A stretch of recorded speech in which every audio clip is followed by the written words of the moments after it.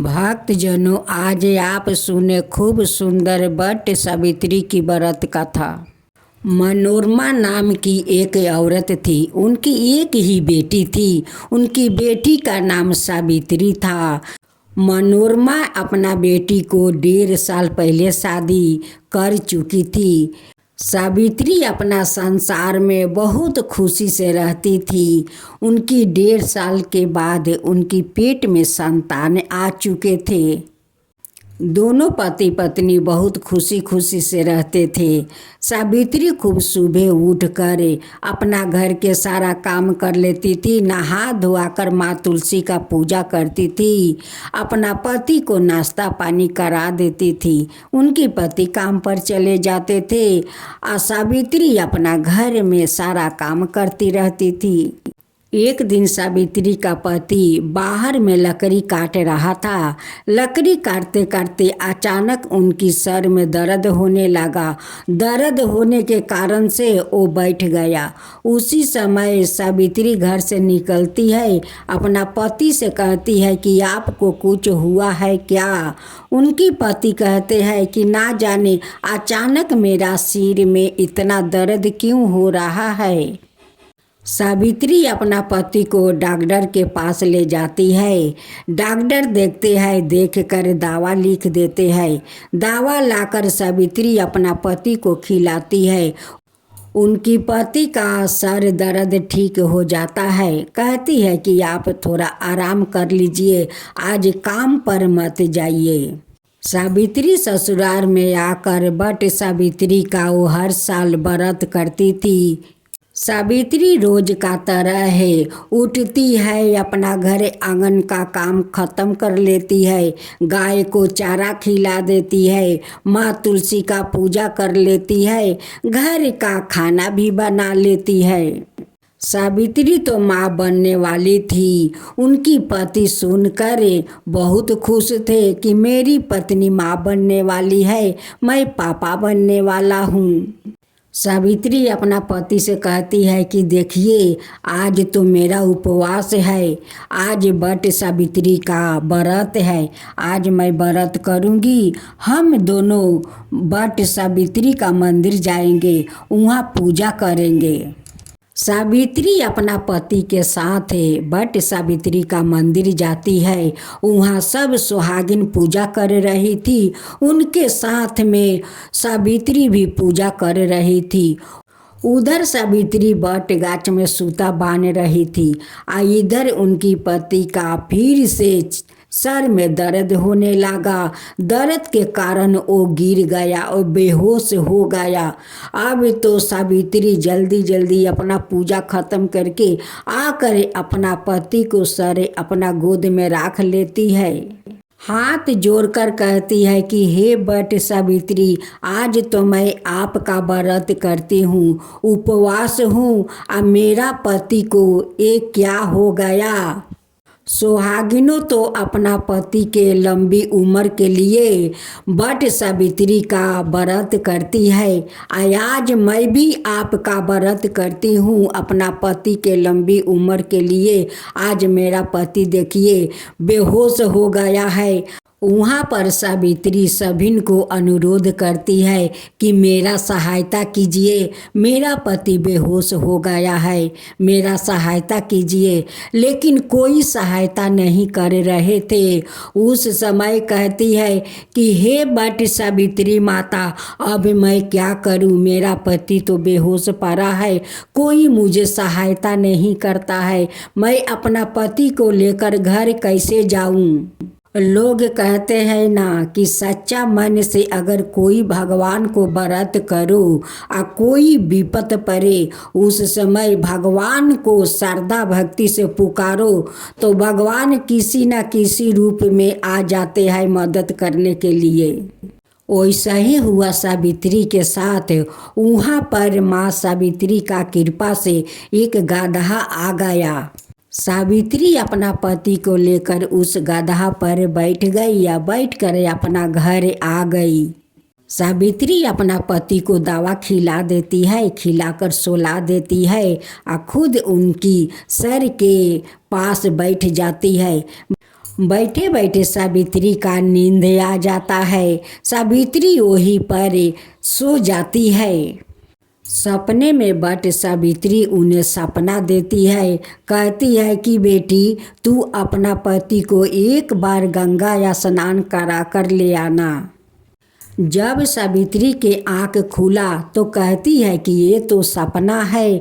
मैं सपना में देखती हूँ कि बट सावित्री आकर कह रही है कि बेटी, एक बार अपना पति को गंगा या स्नान करा देना। इधर उनकी पति का तबीयत बहुत खराब होते जा रहा था। अब तो सावित्री बहुत रो रही थी, बहुत चिंता में पड़ रही थी। इधर सावित्री तो गर्भवती थी, उधर उनकी पति का तबीयत खराब था। वो करती तो बेचारी क्या करती। उसी गदहा पर सावित्री अपना पति को लेकर बैठ जाती है और गंगा स्नान कराने के लिए ले जाती है। जैसे वो आधे रास्ता जाती है, वो बीच रास्ते में ही यमराज का दूत आकर बैठा हुआ था। वो कहने लगा कि सावित्री, तेरे पति को जाने का समय हो गया है, मैं तेरा पति को लेने आया हूँ। भगवान, आप मेरे पति को कैसे ले जा सकते हैं? 7 फेरे के समय मेरे पति वचन दिया है कि मेरा साथ वो निभाएगा, 7 जन्म तक निभाएगा। उसे आप कैसे ले जाएंगे? दूसरा में मैं उनकी बच्चा के माँ बनने वाली हूँ। नहीं सावित्री, मैं आया हूँ तो तुम्हारा पति को अपना साथ लेकर जाऊँगा। अगर नहीं लेकर गया तो अपना महाराज जी को जवाब क्या दूँगा। सावित्री हाथ जोड़कर कहती है कि यमराज भगवान, आपका यही इच्छा है तो ठीक है। जब मैं अपना पति को गंगा स्नान करा कर लाऊंगा तब आप मेरे पति को ले जाना, लेकिन अभी मेरे पति को ले जाने दीजिए, गंगा स्नान कराने दीजिए। बट सावित्री का कहे अनुसार मुझे कार्य करने दीजिए यमराज।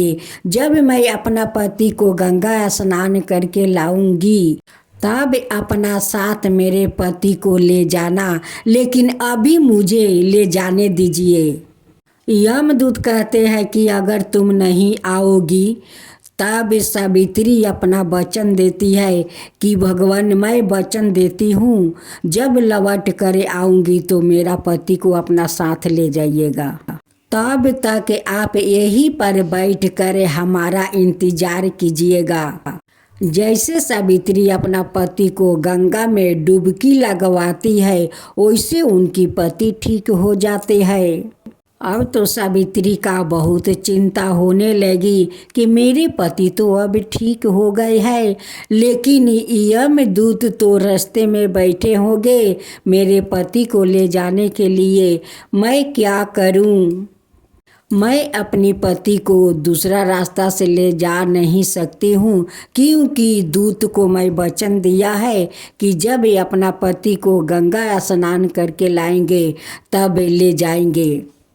सावित्री कहती है हाथ जोड़कर कि हे बेटे सावित्री माता, मैं तो आपका श्रद्धा भक्ति से हर साल पूजा करती हूँ। अब मेरे पति का आपका ही हाथ में जान है, आप चाहे तो मार दीजिए और चाहे तो बचा लीजिए। मैं तो अब यमराज का मैं वचन दे चुकी हूँ। जैसे सावित्री वहाँ पर पहुँचने वाली थी, वैसे ही बट सावित्री माता उनकी पति के शरीर में प्रवेश कर जाती है और उनकी पति का रूप धारण कर लेती है। सावित्री कहती है कि हे यमराज, मैं आपको वचन दिया था, अपना वचन के मुताबिक मैं आपका अपना पति सौंप रही हूँ। आप मेरे पति को ले जा सकते हैं। जैसे यमराज अपना विमान पर उसे बैठाते हैं और सावित्री आगे निकल जाती है, वैसे यमदूत देखते हैं कि उनकी विमान में तो बट सावित्री माता बैठी हुई है। सावित्री माता उन दूत से कहती है कि सावित्री तो मेरी पूजा की है, लेकिन अभी तक वो पारण नहीं की है, तो उनकी पति को तुम कैसे ले जा सकते हो? उनके जाने के अभी तक समय नहीं हुआ है, इसलिए उनकी रूप धारण करना पड़ा कि तुम उसे ना ले जा सको। सबिन सुहागिन अपना पति के लंबी उम्र के लिए बट सावित्री के पूजा करती है। आज तो सावित्री अपना पति के लंबी उम्र के लिए बट सावित्री के पूजा की है, तो मेरा तो कर्तव्य बनता है कि अपना भक्त को मैं निराश ना करूं और उनकी सुहाग को उजरने ना दूं। जो सुहागिन बट सावित्री का व्रत करती है, उनकी सुहाग हमेशा अमर रहेगा। सावित्री अपना पति के साथ अपना संसार में खुशी खुशी से फिर से रहने लगी। जो बट सावित्री का कथा कहते हैं, सुनाते हैं, जो लोग सुनते हैं, उन सब पर कृपा करना है बट सावित्री माता, सबका ऊपर कृपा करना। बट सावित्री माता की जय हो, बट सावित्री माता की जय हो।